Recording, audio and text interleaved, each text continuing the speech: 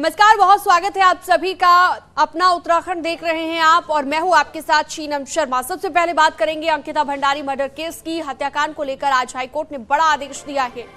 बड़ी खबर, बड़ी जानकारी आपकी टीवी स्क्रीन पर, जहां हाईकोर्ट की चीफ जस्टिस कोर्ट ने सीबीआई जांच वाली सभी याचिकाओं को खारिज कर दिया है और कोर्ट ने एसआईटी जांच को काफी बताया है। कोर्ट ने एसआईटी जांच की तारीफ करते हुए कहा है कि जो जांच एसआईटी कर रही है उस पर संदेह नहीं किया जा सकता। कोर्ट ने उत्तराखंड सरकार को आदेश दिया है कि वो अंकिता भंडारी केस में अच्छे क्रिमिनल वकील से पैरवी कराए ताकि उसको भी न्याय मिल सके। कोर्ट ने जो है पिटीशन डिसमिस कर दी है और उनकी जो प्रेयर थी सीबीआई जांच के लिए उसको रिजेक्ट कर दिया है। और इसके इन एडिशन टू दिस जो कोर्ट ने ये कहा है कि साहब जो एसआईटी का काम है उसको काफ़ी कोर्ट ने सराहा है और कहा कि बहुत सीनियर ऑफिसर जो है, इंडिपेंडेंट सीनियर ऑफिसर जो है इन्वेस्टिगेशन कर रहे हैं, इसलिए उसको कोई डाउट करने का कोई जस्टिफिकेशन नहीं है। And that part in the last court ने ये कहा है कि साहब क्योंकि बहुत सेंसिटिव मैटर है, इसलिए सरकार से उन्होंने ये कहा है कि इसमें जिसमें क्रिमिनल लॉ के एक्सपर्टाइज किसी लॉयर की हो उसको इसमें एंगेज करे प्रोसिक्यूशन की तरफ से। Thank you. खबर पर ज्यादा जानकारी के लिए वीरेंद्र बिष्ट हमारे साथ जुड़ गए हैं। वीरेंद्र, जिस तरह से हाईकोर्ट ने आदेश दिया है, सीबीआई जांच की जो याचिका है वो खारिज कर दी है, यानी कितना तो साफ है कि एसआईटी ही अब आगे जांच करेगी, लेकिन और क्या कुछ सुनवाई के दौरान खास रहा, विस्तार से बताइए। बिल्कुल सीनम, जिस तरह से आज कोर्ट ने सीबीआई जांच की याचिका को खारिज किया है और सरकार को भी ये राहत कहा जा सकता है, क्योंकि लगातार सरकार कोर्ट में आके ये कह रही थी कि इस पूरे मसले पर सीबीआई जांच की जरूरत नहीं है क्योंकि एसआईटी बहुत अच्छा काम कर रही है। हालांकि सुनवाई के दौरान लगातार जब कोर्ट ने भी सवाल पूछे थे तो लगातार एसआईटी की ओर से भी कई सवाल उठाए गए थे, लेकिन बाद में जिस तरह से आज कोर्ट ने अपना निर्णय किया है और सीबीआई जांच से इनकार किया है और कहा है कि जो सीबीआई एसआईटी है राज्य की वो अच्छा काम कर रही है। हालांकि जो एसआईटी है उसकी भी पीठ ठोकी है और कहा है कि वो अच्छा काम कर रही है और एक एजेंसी है उसको काम करने देना चाहिए।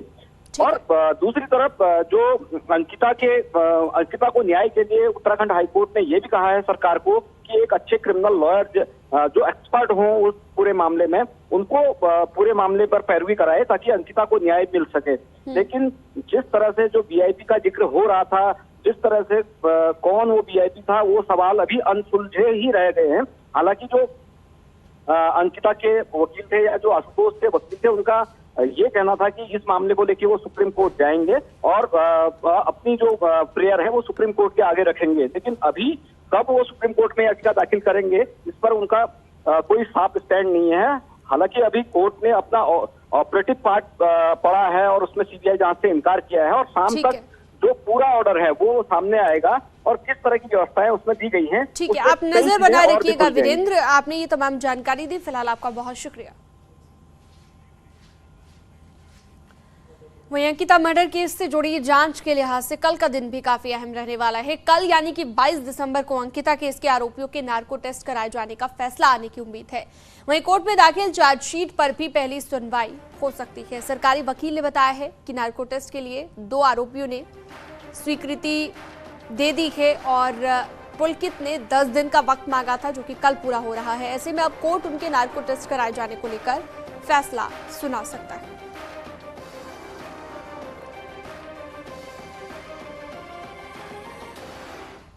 22 तारीख हमारे द्वारा पहले ही प्रार्थना पत्र 12 तारीख को दे दिया गया था माननीय न्यायालय में और 2 ने अपनी सहमति दे दी थी, जबकि अंकित के द्वारा 10 दिन का समय इसमें मांगा गया था।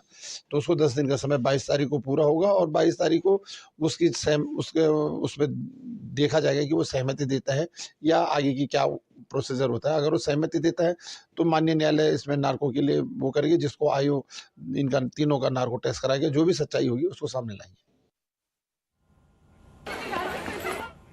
खबर पर ज्यादा जानकारी देंगे अनुपम भारद्वाज। और अनुपम, कल का दिन भी काफी अहम रहने वाला के पुलकित को जो रिमांड पर लिया गया था उसके 10 दिन पूरे हो रहे हैं। चार्जशीट पर भी कल पहली सुनवाई हो सकती है और क्या कुछ खास रह सकता है?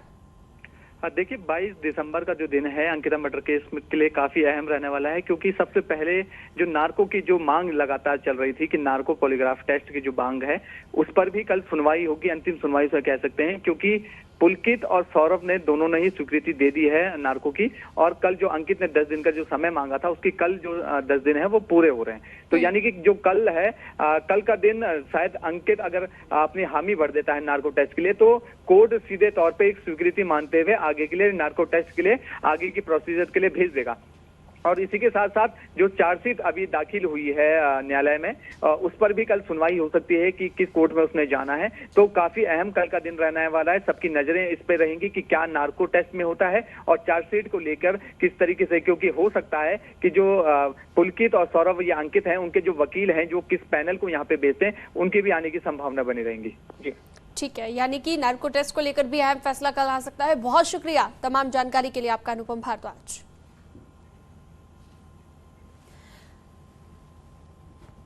बढ़ते हैं आगे। विधानसभा बैकडोर भर्ती मामले में हटाए गए कर्मचारियों का प्रदर्शन तीसरे दिन भी लगातार जारी रहा।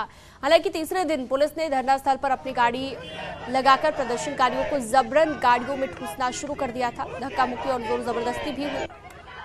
पुलिस इस बीच सभी को उठाकर एकता विहार स्थित धरना स्थल पर ले जाकर पुलिस ने छोड़ दिया। पुलिस का कहना है कि यहाँ पर वो